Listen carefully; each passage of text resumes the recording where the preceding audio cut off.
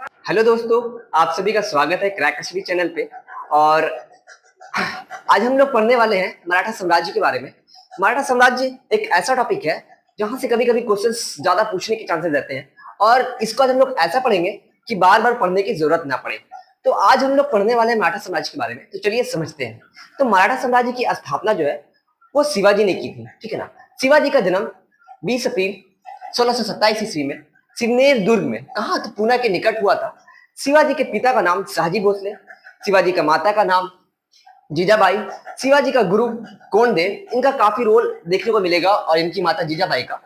और इन्हीं के साथ आध्यात्मिक गुरु जो थे वो रामदास। आध्यात्मिक गुरु मतलब कि धार्मिक शिक्षा दी थी, ठीक है ना। किसने? तो रामदास ने।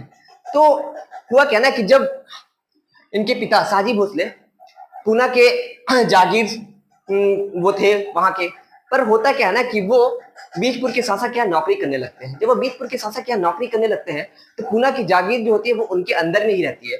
तो इसी क्रम में वो क्या कहते हैं ना कि उनकी पत्नी जो होती है जीजाबाई और उनका बेटा शिवाजी, दोनों को क्या कहते हैं ना कि पूना की जागीर सौंप देते हैं। जब पूना की जागीर सौंप देते हैं और गुरु कोंडदेव जो होते हैं वो उनकी देखरेख करते हैं, ठीक है ना। जब 16 वर्ष की आयु में गुरु कोंडदेव की मृत्यु होती है तो शिवाजी पुना के जागीर पुना की जागीर उनके हाथों में आ जाती है। और इसी क्रम में होता क्या है ना कि पुना जी शिवाजी जो थे वो गुरिल्ला पद्धति को काफी अच्छे तरीका गुरिल्ला पद्धति और छापेमार पद्धति को बहुत ज्यादा यूज किए थे। और इसमें क्या था ना, गुरिल्ला पद्धति और छापेमार पद्धति कि रुक रुक कर या अचानक हमले करना होता था, ठीक है ना।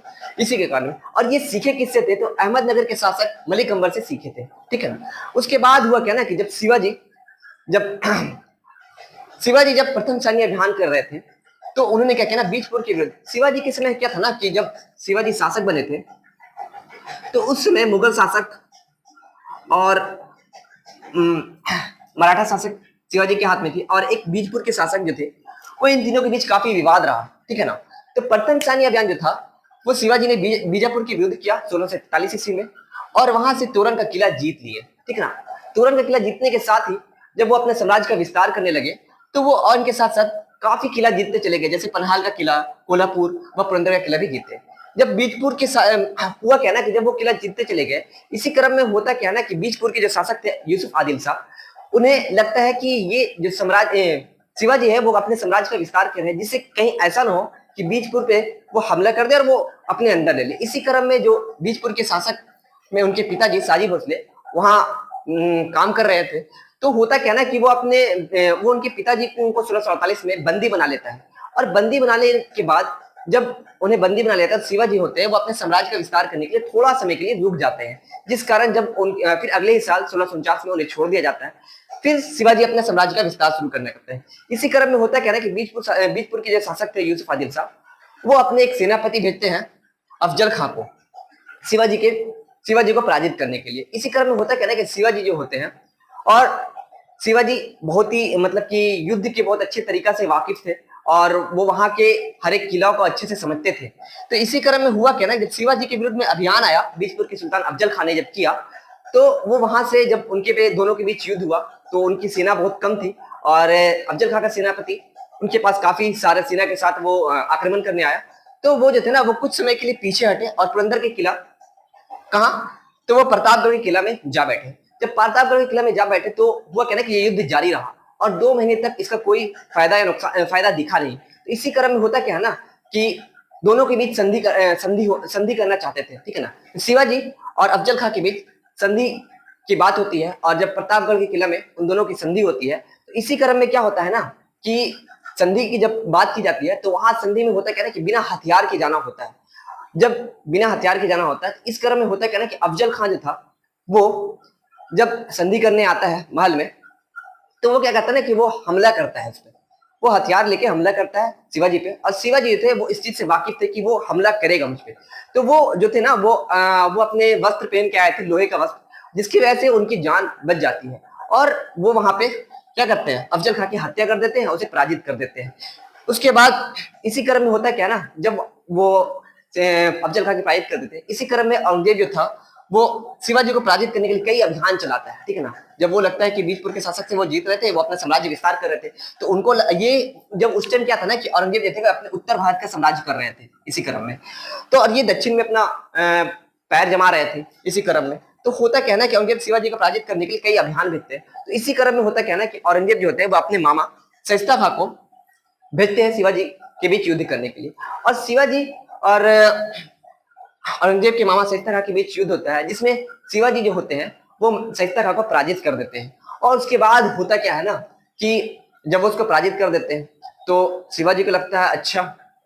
तो इसी क्रम में होता क्या है ना कि अगले साल 1664 ईस्वी में शिवाजी जो थे वो सूरत को फर्स्ट टाइम लूट लेते हैं।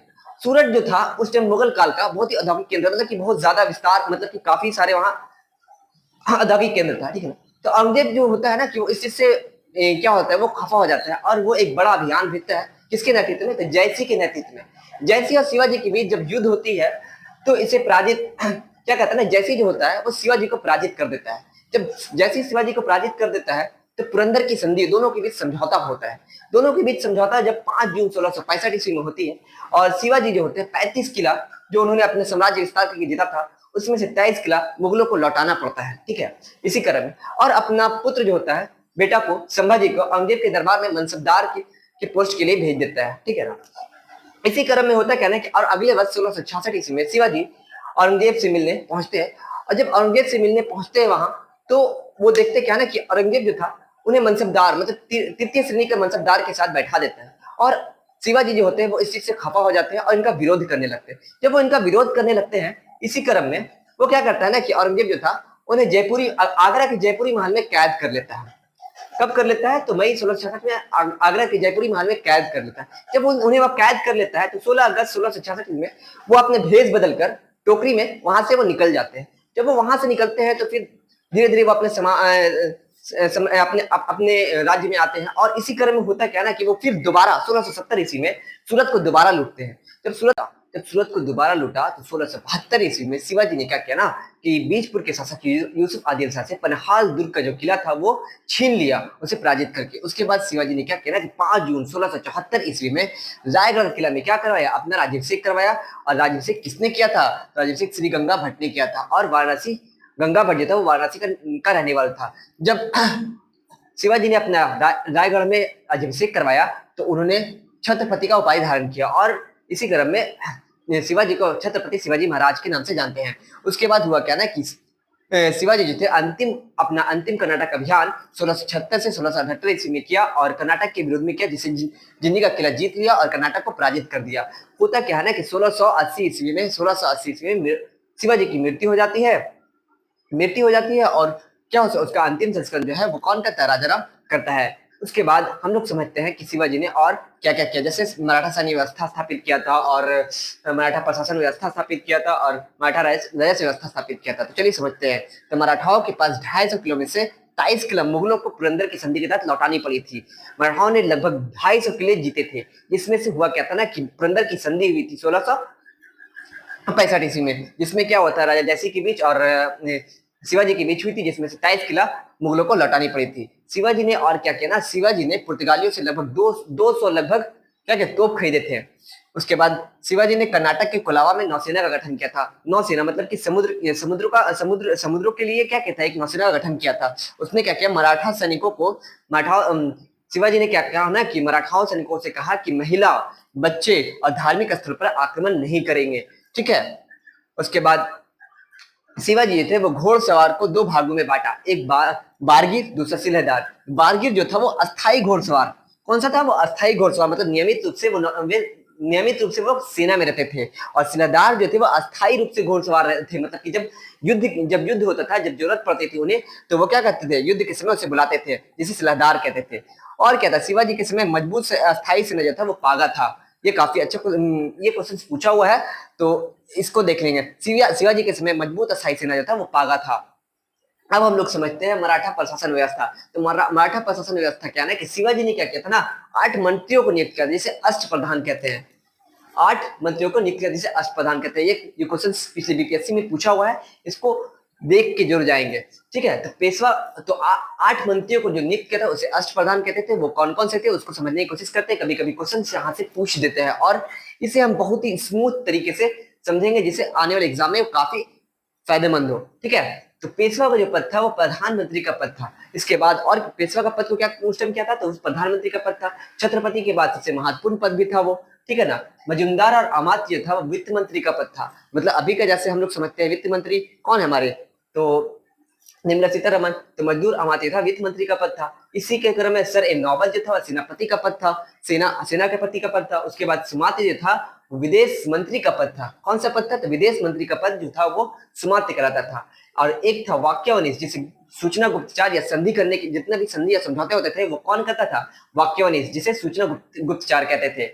उसके बाद चिटनीस, चिटनीस जो था वो पत्रचार व्यवस्था। चिटनीस का काम क्या था ना, चिटनीस मतलब पोस्टमैन, उसका काम क्या था कि यहाँ कोई भी चीजों पोस्टमैन का काम करता था वो, कोई भी चिट्ठी वगैरह को इधर से उधर पहुंचाने का काम करता था। और एक था न्यायाधीश। न्यायाधीश तो आपको समझ में आ रहा है कि न्याय व्यवस्था की देख रेख करता होगा, न्यायाधीश से न्याय व्यवस्था की देख रेख करता है। तो इसको एक बार और रिपीट कर लेते हैं, रिकॉल कर लेते हैं, जिससे क्या होगा ना कि ये क्वेश्चन यहाँ से देखने को पूछा जाता है और यहाँ काफी इंपॉर्टेंट भी है।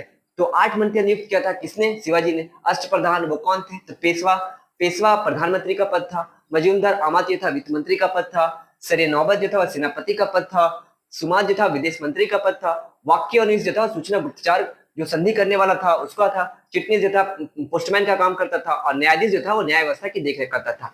इसी क्रम में शिवाजी महाराज ने क्या किया था, मराठा राज्य व्यवस्था की स्थापना किया था। शिवाजी ने क्या किया, जो राज्य व्यवस्था जो लिया था वो किससे लिया था, तो अहमदनगर के शासक थे कौन, मलिक अंबर, उससे लिया था ये।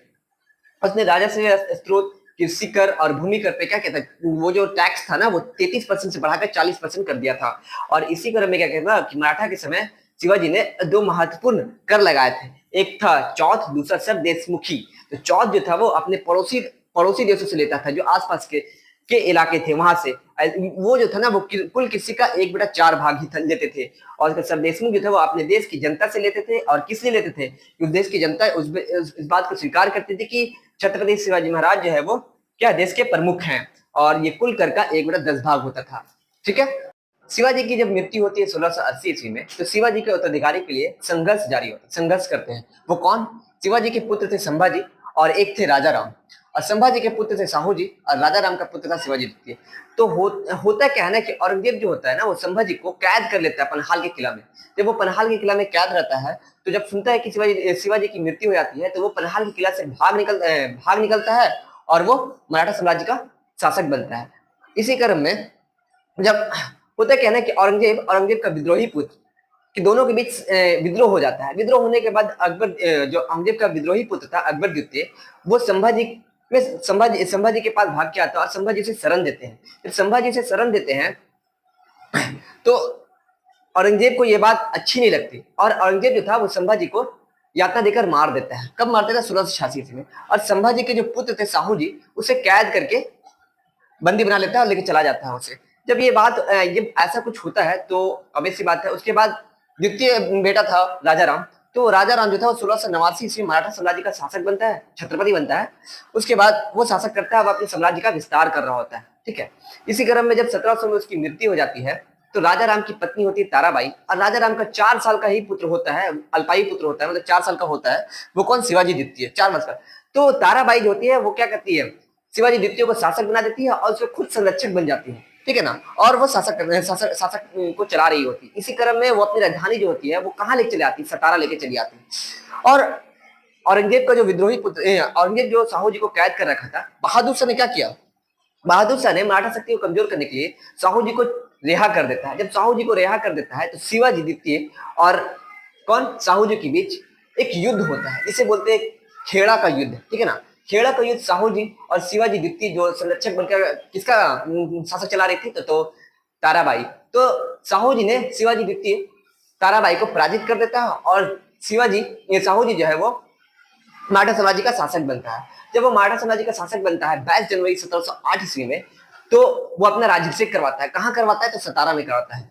और इसी क्रम में होता क्या है ना कि साहू जी के ही काल में पेशवा बालाजी विश्वनाथ, ठीक है ना, पेशवा जो थे बालाजी विश्वनाथ, जब वो राज्याभिषेक करवाते हैं तो मराठा मुगल जो था ना वो उसे छत्रपति का पद देने से, मतलब कि वो छत्रपति का पद मानता ही नहीं था वो उस टाइम।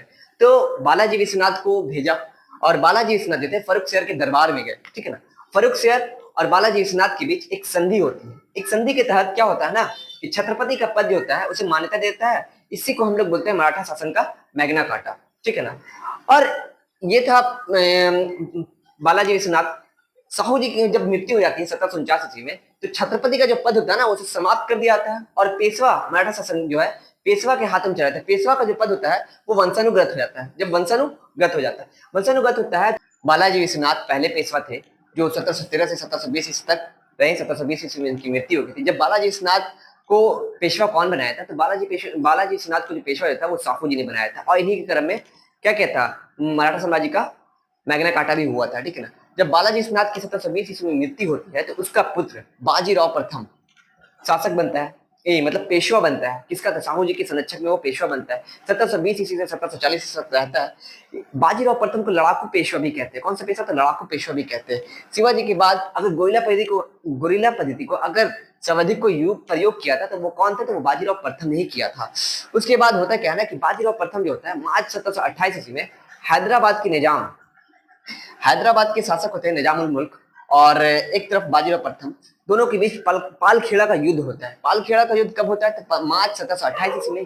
किसके बीच होता है? तो हैदराबाद के निजाम उल मुल्क के बीच और बाजीराव प्रथम के बीच होता है। जो बाजीराव प्रथम उसे पराजित कर देते हैं और पराजित करने के बाद उनसे एक संधि होती है। और वो संधि कौन सी होती है? तो मुंशी शिवगांव की संधि होती है। यहाँ से क्वेश्चन देखने को मिलता है, ठीक है ना। कभी कभी क्वेश्चन बहुत ही डीपली पूछता है, तो अगर आप लोगों को बेसिक नॉलेज नहीं होगा ना तो ये क्वेश्चन आपको समझ में नहीं आएगा। तो कौन सी संधि हुई थी? मुंशी शिवगांव की संधि हुई थी। इसी क्रम में जब बाजीराव था वो काफी योग्य पेशवा था और वो अपने साहू जी के समय बहुत ही मराठा साम्राज्य का विस्तार करते चला जा रहा था। तो होता क्या ना कि 1737 ईस्वी में 500 घोड़सवार लेकर, कितना सिर्फ 500 घोड़सवार लेकर मुगल शासक, जो उस टाइम मुगल शासक कौन थे? तो मोहम्मद शाह दिल्ली पे बैठे हुए थे, उस पर आक्रमण कर देता है। कौन? बाजीराव प्रथम जब आक्रमण कर देता है और वहां से काफी सारा धन लूटता है। जब वो काफी सारा धन लूटने के बाद करता क्या ना कि उससे एक संधि कर लेता है। उससे संधि क्या करता है? तो 5 लाख रुपए प्रति वर्ष लेकर वो क्या बोलता है कि बाजीराव प्रथम की विदेशी आक्रमण के समय मैं आपकी सहायता करूंगा।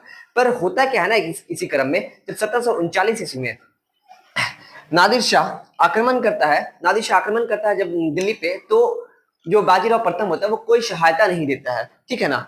और उसके बाद हम लोग समझते हैं पुर्तगालियों से क्या किया था? बाजीराव प्रथम जो था वो पुर्तगालियों से शालसेट तथा बासीन महल जो था वो छीन लिया था। किससे छीन लिया था? पुर्तगालियों से छीन लिया था। और पुर्तगालियों को उसके बाद क्या करना, बाजीराव का संबंध एक मस्तानी नामक महिला से था। मस्तानी नामक एक मूवी है, मतलब इससे एक मूवी आया पद्मावती। आप लोग उस मूवी को जरूर देखें। हिस्टोरिकल मूवी ना बहुत कुछ सीखने को देता है। तो यहाँ से आपको ये समझ में आएगा कड़ी क्या था वो कड़ी, ठीक है ना। उसके बाद साहू जी जो थे बाजीराव के समय, साहू जी जो छत्रपति थे बाजीराव के समय 5 परिसंघ में बांट दिए थे मराठाओं को। कितने? मराठाओं को 5 परिसंघ में बांट दिए थे। वो कौन कौन से थे? यहाँ से क्वेश्चन भी देखने को मिलता है, ठीक है ना। तो पूना के जो थे वो पेशवा थे, इंदौर के होलकर, ग्वालियर के सिंधिया, नागपुर के भोसले और एक बड़ोदरा के गायकवाड़, ठीक है ना। 5 परिसंघ में बांट दिया था। और जब मुगल साम्राज्य इसी क्रम में क्या किया ना कि साहू जी थे वो काफी समझदार छत्रपति थे। और जब वो पेशवा बनाए थे बाजीराव प्रथम को, तो उन्होंने क्या किया ना कि उन्होंने कहा किसे? बाजीराव प्रथम से कि मुगल साम्राज्य की कमजोर स्थिति का फायदा उठाने के लिए साहू जी ने क्या किया? उसने उत्साहित किया, मतलब कि उन्हें उनका मनोबल बढ़ाया और बाजीराव को कहा कि आओ इस पुराने वृक्ष पर वार करें, शाखाएं तो स्वयं गिर पड़ेगी। किससे कहा था? बाजीराव प्रथम से। और साहू जी ने बाजीराव प्रथम को कहा कि एक योग्य पिता का एक योग्य पुत्र है। किसे कहा? तो साहू जी ने अपने पेशवा बाजीराव को कहा था। और इसी क्रम में बाजीराव जो थे बाजीराव प्रथम वो उन्होंने कहा कि मराठा पतक जो है वो कटक से अटक तक लहराएगा, ठीक है। उसके बाद होता क्या है ना कि बाजीराव की मृत्यु हो जाती है। कब? तो 1740 ईस्वी में बाजीराव की मृत्यु हो जाती है। जब बाजीराव की मृत्यु हो जाती है तो उसके अगला पेशवा बनते हैं बालाजी बाजीराव जब पेशवा बनते हैं तो कब बनते हैं? तो 1740 से 1761 ईस्वी तक उनका काल रहता है। जब वो पेशवा बनते हैं तो होता क्या है ना कि वो अपने छत्रपति साहू जी जो थे उस समय छत्रपति थे मराठा साम्राज्य के।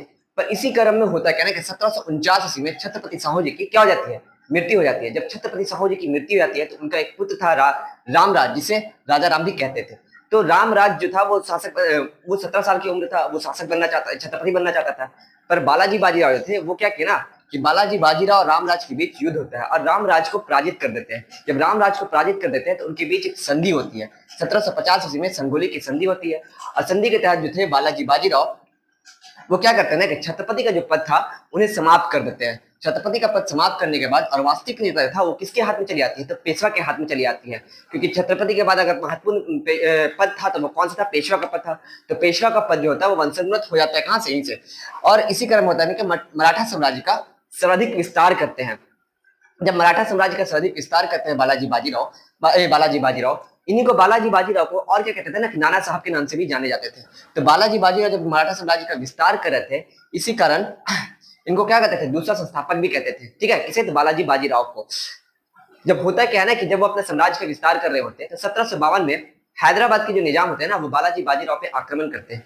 जब बालाजी बाजीराव पे आक्रमण करते हैं तो बालाजी बाजीराव हैदराबाद के निजाम को पराजित कर देते हैं। जब पराजित करते हैं ना तो उनके बीच में एक संधि होती है। 1752 में कौन सी संधि होती है, तो वो झलकी की संधि होती है। झलकी की संधि होती है किसके बीच, हैदराबाद के निजाम और बालाजी बाजीराव के बीच। जो हैदराबाद की जब संधि होती है, झलकी की संधि होती है, तो हैदराबाद जो होता है ना वो मराठाओं की अधीनता को स्वीकार कर लेता है। क्या कर लेता है, स्वीकार कर लेता है। उसके बाद होता है क्या है ना कि 14 जनवरी 1761 ईस्वी में पानीपत का तृतीय युद्ध होता है। पानीपत का तृतीय युद्ध किसके किसके बीच होता है, तो अहमद शाह अब्दाली और मराठाओं के बीच होती है। और मराठाओं की तरफ से नेतृत्व कौन कर रहा था, तो मराठाओं की तरफ से जो नेतृत्व कर रहे थे वो सदाशिवराव भाऊ कर रहे थे।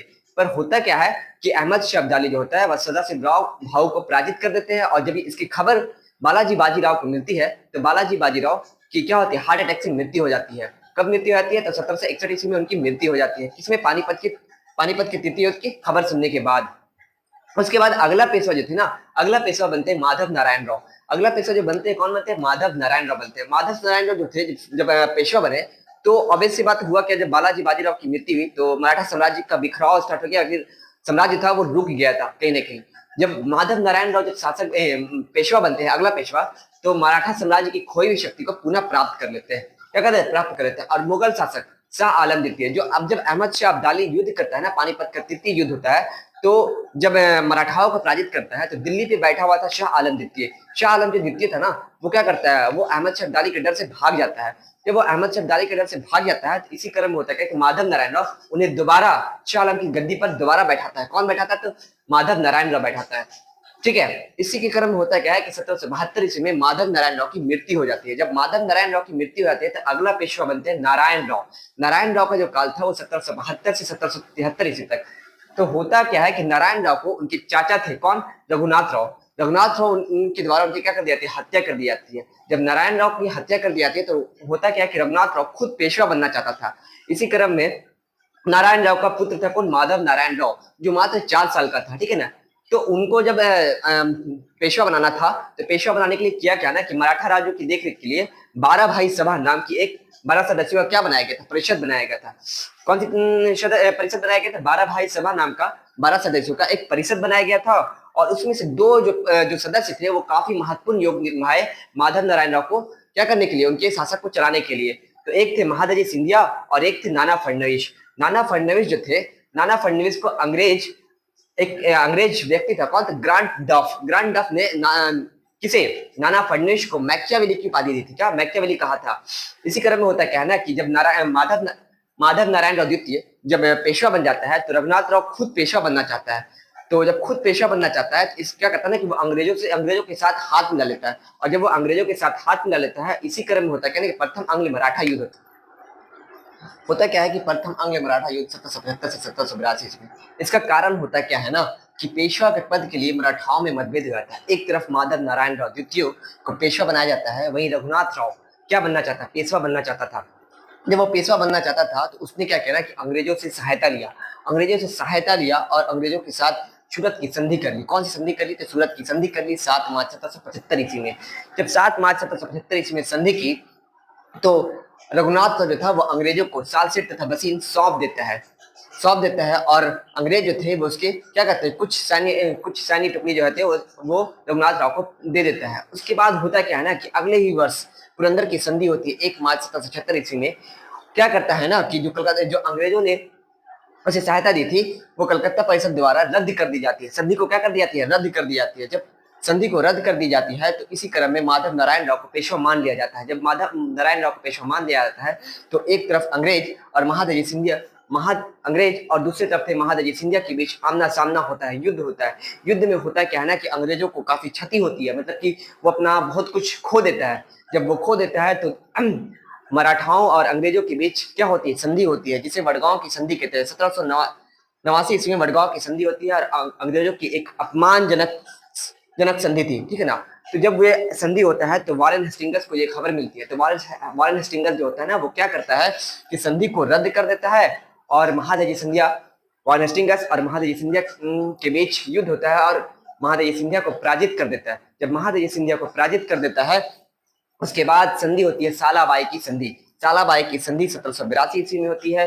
जब सालाबाई की संधि होती है 1782 ईस्वी में, तो अंग्रेज जो थे वो माधव नारायण राव द्वितीय को पेशवा मान लेते हैं और उसके साथ साथ क्या करते हैं, 12 भाई परिषद को मान्यता भी दे देते हैं।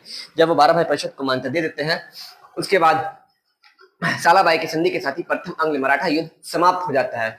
उसके बाद होता है क्या है ना कि जब 1775 ईस्वी में महादजी सिंधिया और माधव नारायण राव द्वितीय की दोनों की मृत्यु हो जाती है। जब मृत्यु हो जाती है तो उसके बाद बनता है अगला पेशवा अगला पेशवा बनता है बाजीराव द्वितीय 1795 ईस्वी से 1818 ईस्वी तक।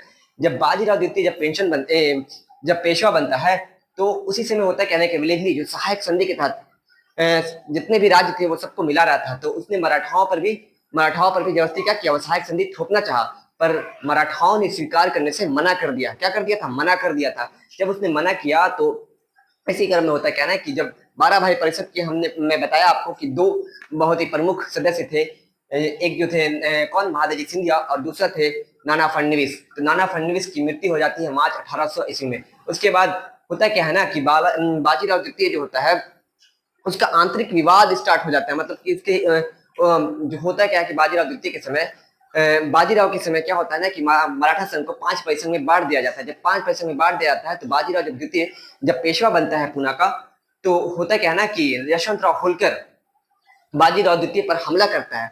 तो सिंधिया की जो संयुक्त सेना थी वो बाजीराव की सहायता करता है, पर फिर भी यशवंतराव होलकर बाजीराव द्वितीय को क्या करता है, पराजित कर देता है। और पराजित करने के बाद पूना पर अधिकार कर लेता है। जब पूना पर अधिकार कर लेता है तो बाजीराव द्वितीय वहां से भाग निकलता है और भाग निकलने के बाद वो कहाँ जाता है, बेसिन में जाकर शरण लेता है। जब बेसिन में जाकर शरण लेता है ना, तो 1802 ईस्वी में बेसिन जब शरण लेता है तो अंग्रेज से मुलाकात होती है। तो अंग्रेजों से जब मुलाकात होती है तो 1802 ईस्वी में बेसिन की संधि होती है। किसके बीच, अंग्रेज और बाजीराव द्वितीय के बीच। अंग्रेज को अपनी कहानी बताता है ऐसा ऐसा, तो अंग्रेज बोलता है ठीक है मैं तुम्हें मदद करूंगा। तो जब वो मदद करता है ना, तो द्वितीय आंग्ल मराठा युद्ध 1803 से 1805 समझते हैं। तो क्या करता है ना कि अंग्रेज जो होता है 1803 उस टाइम कौन था, तो वेलेस्ली गवर्नर कौन था, तो अंग्रेज का गवर्नर वेलेस्ली जो था वो क्या करता है, यशवंतराव होलकर पर हमला कर देते हैं 1803 में। जब वो यशवंतराव होलकर पर हमला करता है तो यशवंतराव होलकर को पराजित कर देता है। जब पराजित कर देता है तो पूना का जो पूना जो होता है पूना प्राप्त कर लेता है अंग्रेज, और वो क्या करता है, बाजीराव द्वितीय को सौंप देता है। जब वो बाजीराव द्वितीय को सौंपता है ना, तो जो बाजीराव द्वितीय था वो क्या करता है कि अंग्रेज जो थे उसका तो मकसद ही यही था। जब वो उसे सौंप देता है तो वो बाजीराव द्वितीय जो है वो सहायक संधि को क्या कर लेता है, स्वीकार कर लेता है। जब वो सहायक संधि को स्वीकार कर लेता है, इसी क्रम होता है 1804 ईस्वी में यशवंतराव होलकर और अंग्रेजों के बीच एक युद्ध होता है और यशवंतराव होलकर को फिर पराजित कर देता है। और पराजित करने के बाद एक देवगांव की संधि होती है। देवगांव की संधि के बाद देवगांव की संधि के साथ ही क्या होती है, द्वितीय आंग्ल मराठा युद्ध समाप्त हो जाती है। जब द्वितीय आंग्ल मराठा युद्ध समाप्त हो जाती है तो बाजीराव द्वितीय जो था वो मराठाओं उसके अंदर में था, पर वो स्वतंत्रता वो अपनी खो देता है। जब वो सहायक संधि को स्वीकार कर लेता है तो वो अपनी स्वतंत्रता खो देता है। तो जब इसी क्रम में होता है कहना है कि तृतीय आंग्ल मराठा युद्ध 1817 से 1818 ईस्वी में होता है। इसमें होता है कहना है कि जब द्वितीय आंग्ल मराठा युद्ध बेसिन की संधि के तहत मराठाओं की स्वतंत्रता जो थी खत्म हो जाती है, क्योंकि वेलेस्ली है वो क्या करता था, सहायक की संधि के तहत बाजीराव द्वितीय पे थोप देता है, जिसकी वजह से वो उस चीज को एक्सेप्ट कर लेता है। 1817 में होता है कहना है कि बाजीराव द्वितीय जो है मराठा राज्य को बचाने के लिए एक अंतिम प्रयास करता है। तो क्या कहता है ना कि अंग्रेजों के विरुद्ध, किसके विरुद्ध, अंग्रेजों के रेजिडेंस पर हमला कर देता है। बाजीराव द्वितीय और उनके जितने भी मराठा संघ थे, सिंधिया थे, इंदौर थे, ग्वालियर थे, तो इन लोगों के साथ सब मिलकर क्या करते हैं, वो हमला करते हैं। पर हमला करने के बाद होता है कहना है कि अंग्रेज होते हैं उन्हें पराजित कर देते हैं। जब पराजित कर देते हैं तो उनके बाद एक संधि होती है। तो वो संधि कौन सी थी, तो पूना की संधि हुई थी 13 जून 1817 ईस्वी में। और सभी मराठा संघ को क्या कर दिया था, सभी मराठा संघ को पराजित कर भंग कर दिया जाता है। और उसके बाद होता है कहना है कि जैसे संधि को भंग करने के बाद सबके साथ क्या की जाती है, संधि की जाती है। जैसे नागपुर के भोसले के साथ नागपुर की संधि होती है, इंदौर के होलकर के साथ मंदसौर की संधि होती है, ग्वालियर की सिंधिया के साथ ग्वालियर की संधि होती है। बड़ोदरा जो था गायकवाड़, वो तृतीय आंग्ल मराठा युद्ध में कोई भाग ही नहीं लेता है, जिसके कारण उसके साथ कोई भी संधि देखने को नहीं मिलता है। और 1818 ईस्वी में पेशवा का पद जो था वो क्या कर दिया था, समाप्त कर दिया था अंग्रेजों के द्वारा, और बाजीराव द्वितीय को पूना से हटाकर कानपुर के बिठूर में पेंशन भोगी बना दिया जाता है। और जब वो पेंशन भोगी बनाया जाता है तो 1852 ईस्वी में उनकी मृत्यु हो जाती है। इसी के साथ मराठा साम्राज्य का क्या होता है, मराठा साम्राज्य पर अंग्रेजों का अधिकार हो जाता है। ठीक है, कैसा लगा आप लोगों को ये सेशन? लाइक करें, सब्सक्राइब करें, और अगर कोई कमी रहे तो उसे जरूर बताने की कोशिश करें। Thank you so much.